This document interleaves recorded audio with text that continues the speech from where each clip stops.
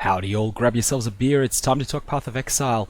Today I wanted to make a quick video because the Synthesis League is just around the corner. It's falling in 4 days time, and I wanted to go through some of the tips and tricks for getting yourself an early 6 link at the beginning of a league, particularly if you get there before there's very many of them on the market. The benefit to having a 6 link body armor or weapon is huge.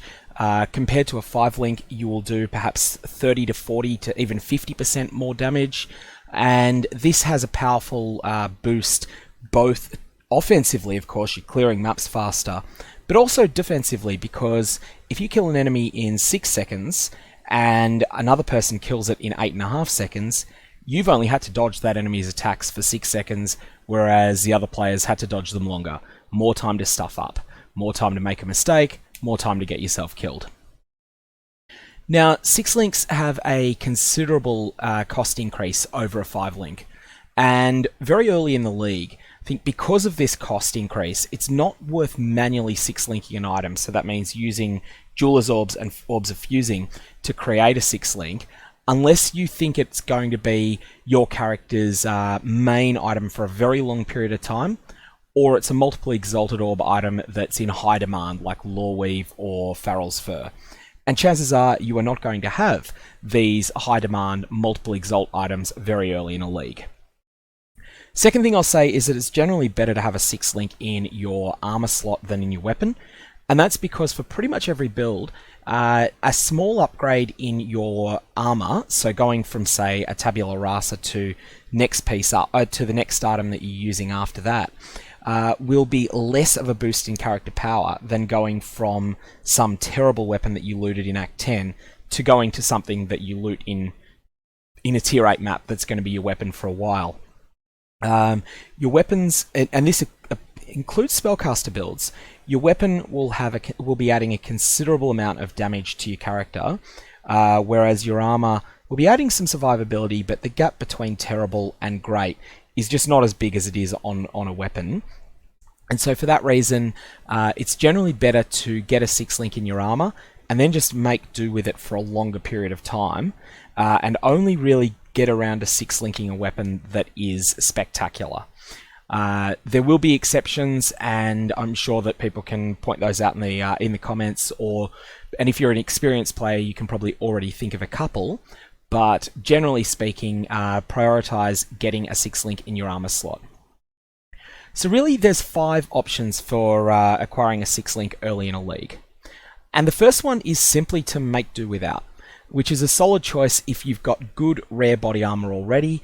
Maybe you got a good 5 link drop that had good stats on it while you were leveling. You know, maybe you got something with 65 life, 30 cold resist, 25 fire resist, and this is just perfect for your build. For the moment, you can just make do with this for quite some time until you can get a really good 6 link. There's nothing wrong with doing this, but it's not the point of this video. The second option that's really popular, and I actually don't agree with this as a strategy, is racing to acquire the Tabula Rasa unique item via the Humility Divination card, and doing so in the Blood Aqueducts.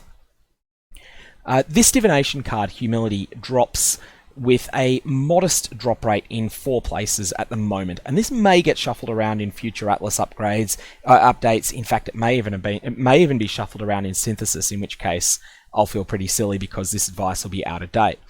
But normally, there's quite a long tenure of this divination card being in the same places. So it drops in Act 4 in the Channel.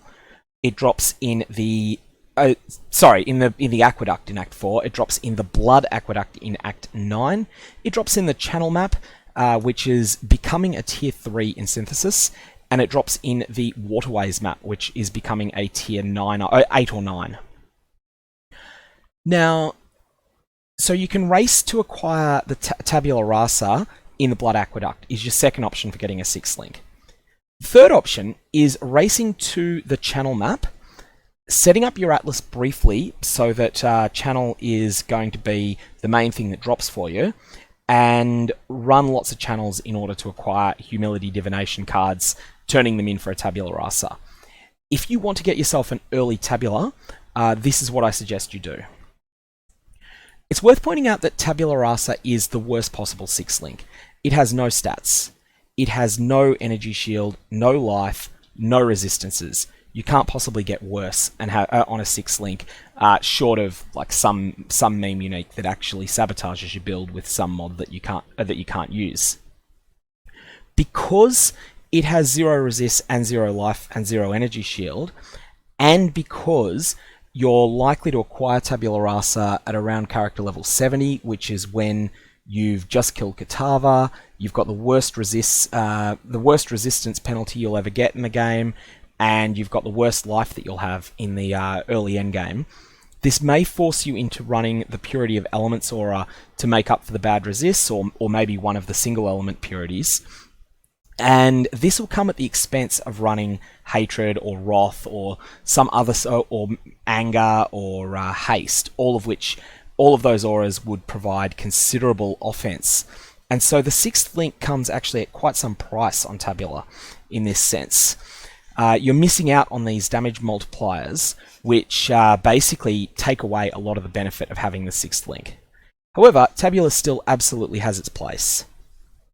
It's common enough that you'll sometimes fluke one while you're leveling, and when this happens, you will be really happy. I think they're about 3 times rarer than Exalts, just from my own personal experience, but most of them will come, especially early on, from the Humility Divination card. So the A4 Aqueduct, the density is simply too low to bother farming there. There's certainly some people that do it, but I really advise against doing this. There's not enough monsters in the zone, and even though there are blue packs in predictable locations, and blue monsters, so magic monsters, do have 8 times the drops of a normal monster, there's still just not enough monsters in that zone for me to ever recommend farming Tabula Rasa there. The Blood Aqueduct in Act 9 is better, but still does not have the large packs of monsters that you will find in maps. Yes, there's packs of magic monsters in predictable locations again, but there's a long run from pack to pack, and the only situation in which I would recommend that you farm Blood Aqueducts for Tabula Rasa is if you're in solo self-found and you're concerned that you're not going to be able to kill Kitava at the end of Act 10. In that case, yet by all means, take the time to to get yourself a 6 link so you've got massive damage and you can knock Kitava down very, very fast. This is more important again in hardcore modes where messing up on Kitava is not just a cost of 5% of an XP bar and just a minute of feeling bad about yourself. It will send you all the way back to standard. So in that case, yeah, by all means, farm it in the Blood Aqueduct. But what you can do with Channel, and if you have a look at the new Atlas, and thank you a lot to various Redditors for putting this together, this is the new Atlas of Worlds that's going to exist in the new update, and this is the corner where Channel is located. What I suggest that you do is run various Tier 1 maps, and keep doing them until you get a Strand. Strand can only drop from Fungal Hollow, assuming that you've done no other Tier 2 maps. So just run a few Fungal Hollows, and feel free to run the other Tier 1s as well if you want. Once you've got a Strand, run it and keep running it keep running more Strands until you get a Channel to drop. At this point, your only maps completed on the Atlas will be 1 to 4 of the Tier 1s, the Strand map at Tier 2, and the Channel map at Tier 3. With the Atlas of Worlds, whenever you complete any map in the game, the maps that can drop are either maps you've already completed, or will be maps that are directly connected. So you'll see here that Channel is directly connected to Peninsula, to Armory, to Underground Sea, and to Strand. So you run when you run Channel, the only Tier 3 map that can drop will be another Channel. Additionally, if you're running something that is not a map, but that is able to drop Tier 3 maps, then any Tier 3 or higher map for that matter, with this Atlas setup, will always be downgraded to Tier 3s. At this point, what I recommend you do, and this is something that requires a degree of familiarity with the fight, but run the Apex of Sacrifice, the special map that has Atziri as the end boss. If you do this, Atziri typically drops about, oh, sorry, not Atziri herself, but all of the trash in the zone will typically drop about 5 to 6 tier 4 maps. And you'll also get maybe 1 or 2 lower tier maps as well. Now, what will happen with this Atlas setup, you aren't able to get any tier 4 drops because you haven't completed any tier 4 maps at all. So they'll all be downgraded to tier 3, and the only tier 3 map that can drop is Channel. At this point, great, you've got yourself a whole bunch of Channel maps. Now you'll start running them, and when you're running them, actually go as far as using an alchemy orb on them, so that you're running them as rare maps. You zip through these maps as quickly as you can safely do so, and while you're doing them, it's my experience that tier 3 maps will pretty much always, when you've used an alchemy orb on them, you'll pretty much always get at least one tier 4 and at least one tier 3 that drops. Now that's not saying that every individual map will do that, but over time you'll get more tier 3s than you use up, and so you'll be able to sustain targeting Channel repeatedly. You'll run all these channels, and on average I think about 12 or 15 channels should be enough, as long as you're using an alchemy orb on each of them, in order to get yourself a set of 9 humility cards. At that point, turn it in, and boom, you've got yourself a Tabula. Now, humility is not the only divination card that gives that will give you a 6-link armor. And I think it's worth knowing the others and giving some thought to whether you want to target farm them. And my answer is going to be they're probably not worth it.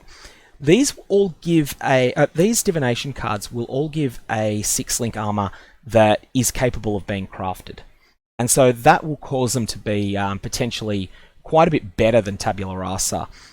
Even just throwing an alchemy orb on one of these will end up giving you a better item. The first one of them is Emperor of Purity, which presently drops in Fungal Hollow and the Overgrown Rune map. Now, Fungal Hollow is going to become a tier 1 map, and tier 1 maps are actually tricky to target farm at the start of a league because you'll keep running out of them. When you complete a tier 1 map on the Atlas, even if you haven't completed them, they can drop. They're an exception to the normal rules of what can drop on the Atlas of Worlds. And this means that while you're running your Fungal Hollows, you'll find that you're getting other tier 1 maps as your returns a lot of the time. You will not be able to get one Fungal Hollow on average back for every Fungal Hollow you expend. And these divination cards that grant craftable 6-links are considerably rarer than the Humility card as well. So for that reason, and also because Emperor of Purity gives a low item level Holy Chainmail 6-link, I don't recommend target farming this card. There is an exception, and that is if you are playing a discharge build that relies upon the unique item that you can chance on this 6-link base, which is Vol's Protector. If you're building that character, you know what you're after, and you'll be able to then target farm this card and get yourself going with a 6-link Vol's Protector. The second card that I want to point out is the Celestial Justicar. This card drops a 6-link Astral Plate, and it drops in the Cursed Crypt.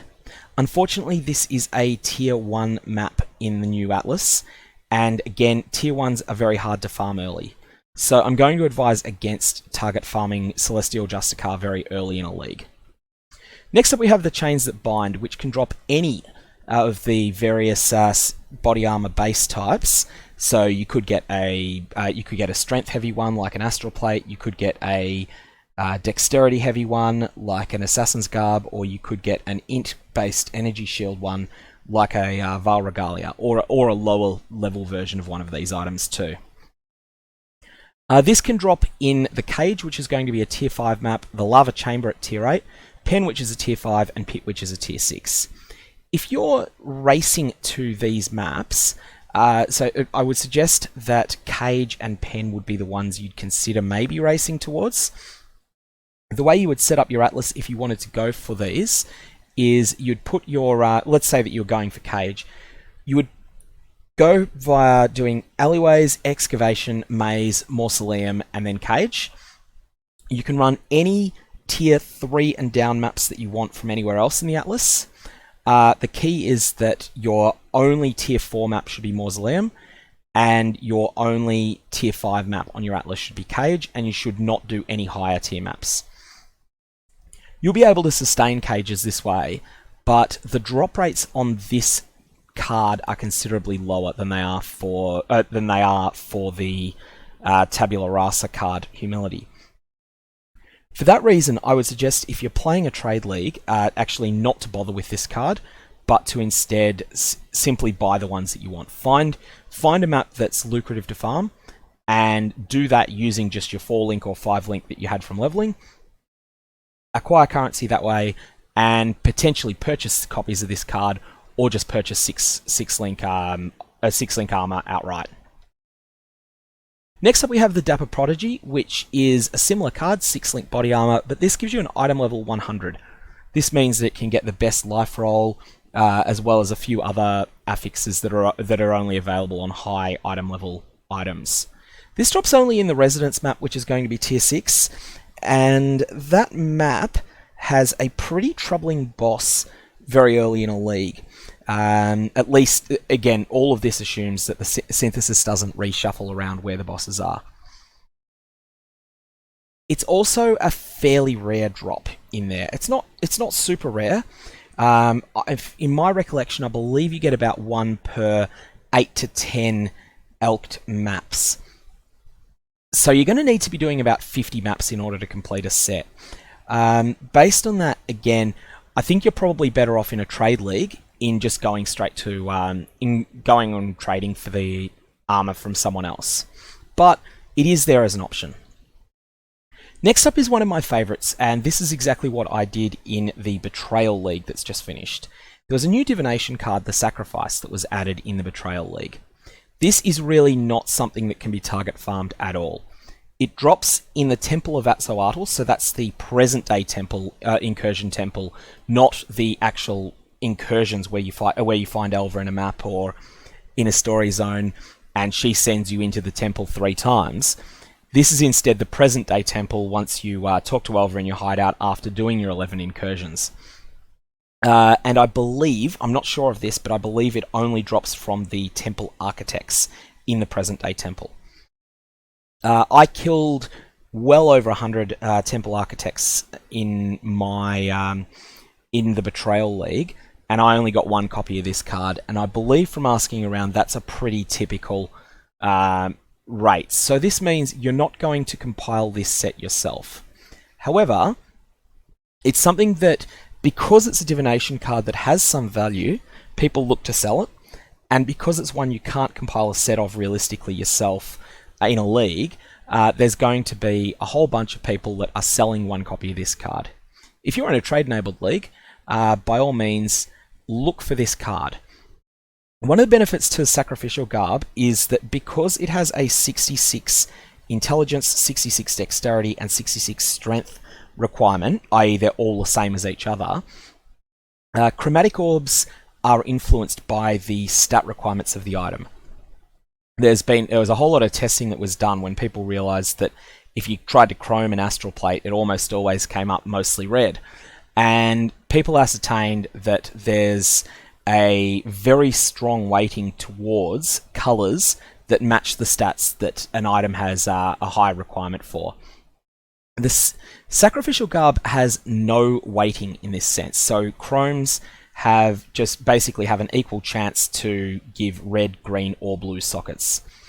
This is really useful early on because a lot of builds require a balance of red, green, and blue support gems, and so the Sacrifice will enable you to fairly easily chrome to what you desire. I recall chroming my 6-link Sacrificial Garb at the start of Betrayal. I wanted blue, blue, blue, green, green, green, and I was able to get that in, I believe, a couple of dozen chromatic orbs. I think there was a little bit of luck in that, but the expected number was well under 100. So for that reason, this is a card that's worth considering only in trade leagues. The next card is also trade league only, and it is the Ethereal, which is a 6-link Val Regalia card that drops from the from the apex of sacrifice, the zone that Atziri is found in. So this is something, it can drop from trash mobs or from the bosses, and it's something that will, if you're looking to build an energy shield character, it's a very solid starting point towards getting yourself a set of energy shield gear. Lastly, whenever you turn in a set of divination cards, if the divination cards don't specify an item level, so having a look here, there's no item level specified, unlike there was for the sacrifice card. For the sacrifice, it's specified item level 100. Otherwise, the armor that you get will be an item level of your character's level, or 80, whichever is lower. So if you turn them in at level 65, you'll get an item level 65 Val Regalia. If you turn them in at level 82, you will get a level 80 Val Regalia. And this impacts some of the mods that can be rolled. Generally, it means that divination cards for items that don't specify a level can't roll the best mods. So they can't roll the 126 life roll, for instance, on body armor. Not that you'd want it on, not that you generally want that on an energy shield piece. So that's the last divination card. And again, this one is a trade league only option, whereas Humility is very much target farmable yourself at the very start of a league. Last up is simply trading for them. One of the main places that 6-link items will drop in the game is in the Eternal Labyrinth. So the Labyrinth in maps, level 75 Labyrinth, one of the things that the chest that Azaro guards at the end can contain is basically a very heavily packed strongbox of armor and weapons and things like that that has been corrupted. When a strongbox is corrupted, everything inside it gets corrupted. And when an item is corrupted, there's been a little bit of testing actually that's determined that armor and weapons, and we're only counting two-handed weapons here, so bows and staves and two-handed maces and things like that. We're not talking one-handers. They have a 1 in 144 chance of corrupting into a 6-link. Now, 1 in 144 is a lot of a lot of corruptions necessary, which is why I don't suggest just throwing Val orbs on items at random. But it means that there's a lot of players out there that have run the Eternal Labyrinth maybe 8 times on their character, and they've looted a couple of 6-link items that they have no use for. These will be miles better than Tabula, and they will have stats on them, unlike Tabula. They will have armor, or energy shield, and they will also have fixed colors. So the colors of their sockets will not be able to be changed because they're corrupted. They can be changed, but it's not economical to do so. And you may not be able to do it at the very start of a league either. That requires a crafting bench and unlocking various coloring recipes in the delve mines, and also having a lot of Val orbs. So let's forget about the ability to change them. What I'll do is distill down your build the links you absolutely have to have. So this may be 2 red, 2 green, 1 blue, and then you can use a 6th link that is anything. And jump on the Path of Exile website. So if we start from the main website, you'll then go to the trade section here and click search items. And it will bring up, firstly, a little load screen, and then this menu here. What you're looking for is item category is body armor. Socket filters, you want 6 links, and you want to then specify the colors you must have. And that's basically all you need to do. Just hit search. Now I'm searching in the very end of the Betrayal League at the moment, and so I'm going to find a whole bunch of things that are much cheaper than they will be at the start of a new league. But let's just have a look. This Woe Ward Dragon Scale doublet that someone's selling, it's got 46 life, it's got 39 fire resistance, and it's got 17 cold resistance. Huge upgrade on a Tabula if you can use green, green, blue, blue, red, red sockets. And this is actually a pretty bad example of a corrupted rare item. You'll sometimes find things that are much better. Here's one of the best coloring setups for a lot of builds, 3 red, 2 green, and 1 blue. And again, we've got some mana, we've got some cold resistance. We don't have much life, but we've got some. And again, this is just a perfectly functional chest piece that is much better than Tabula. The other thing you will also find sometimes when you're doing this same search is that there will be people that have turned in a card set like the Dapper Prodigy that gives you a random base type of armor, and they've got something that they can't use. Maybe, for instance, they were hoping to get an Astral Plate, or something that is easily chromed to be mostly red.